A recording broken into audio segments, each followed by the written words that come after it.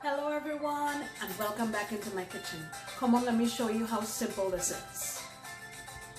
Alright, so here's what we're working with today. In this bowl here I have 3 cups of all-purpose flour. I also have 1.5 cups of this Besan flour or chickpea flour.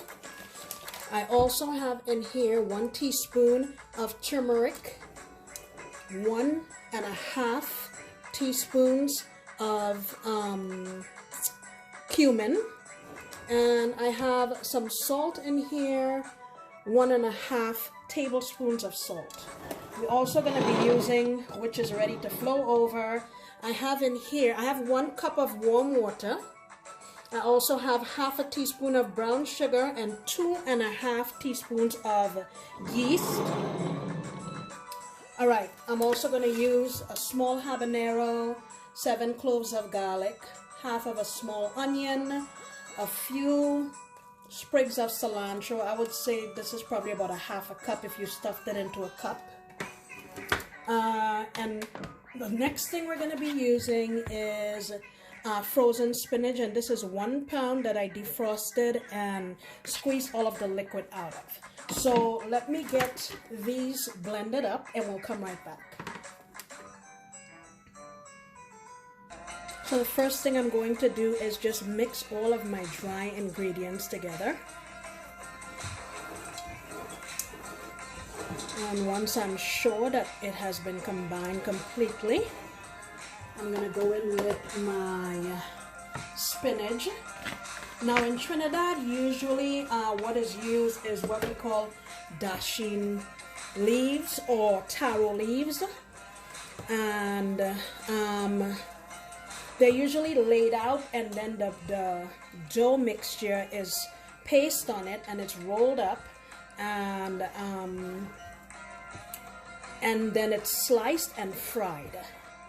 So let me get this, but I can't get the taro leaves here, so we're substituting it for spinach and cutting it up and mixing it into the dough.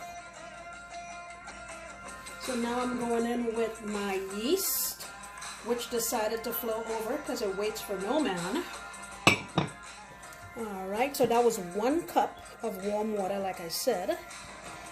And I'm gonna, now the thing about this is you're looking for a certain texture, not necessarily just dumping 2 cups or 3 cups of water, but you're kind of going for a texture. So here I have all of my spices, my garlic and onion and all the other things that I showed you initially. And what I did was, in order to get this to blend up, I added about 3/4 of a cup of water. So let's keep going. So I got everything mixed up now, and I just want you to see the kind of consistency we're working with. Alright, so the next step now is to let this sit and rise, and what we're looking for is for it to at least rise 1.5 to 2 sizes of what it is right now. So we're looking for it to be close to the top of this bowl. Hopefully it won't be like my yeast and flow over. Alright, I'll be back. Alright, it's now been about 1.5 hours. And you can see our dough mixture is ready to go. So I have a pan here on medium heat, just bringing it up to temperature. You want to get yourself a casserole dish or whatever receptacle you want to put your sahina in, and line it with paper towels. I also have a brown paper bag under here, and we'll get cracking. Alright, so my oil is hot, and I have here 2 spoons and some oil. Let me show you what I'm going to do with that. Traditionally, people use their hands to make this and get it into the oil, but that takes quite a bit of practice. So I have some on my spoon here, and I'm just going to push it off like that. You kind of want it to be flat and sort of elongated, because usually we cut them open and add whatever kind of chutney we want, whether it's tamarind or cucumber.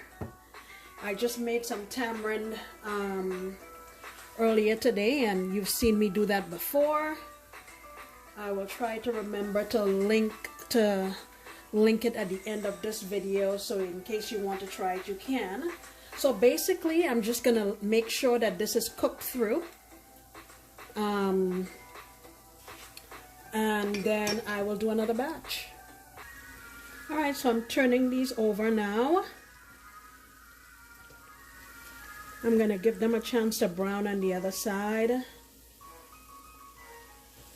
and then I'll repeat the process. All right, I'm pulling it out now.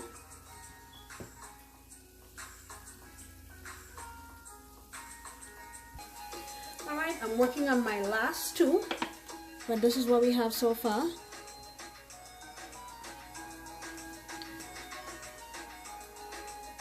Like I said, you serve this with chutney. Smells so good and brings back so many memories. Guys, thank you so much for coming back into my kitchen today. I sincerely appreciate you, and I look forward to you coming back next time when I promise to make another delicious recipe. Bye!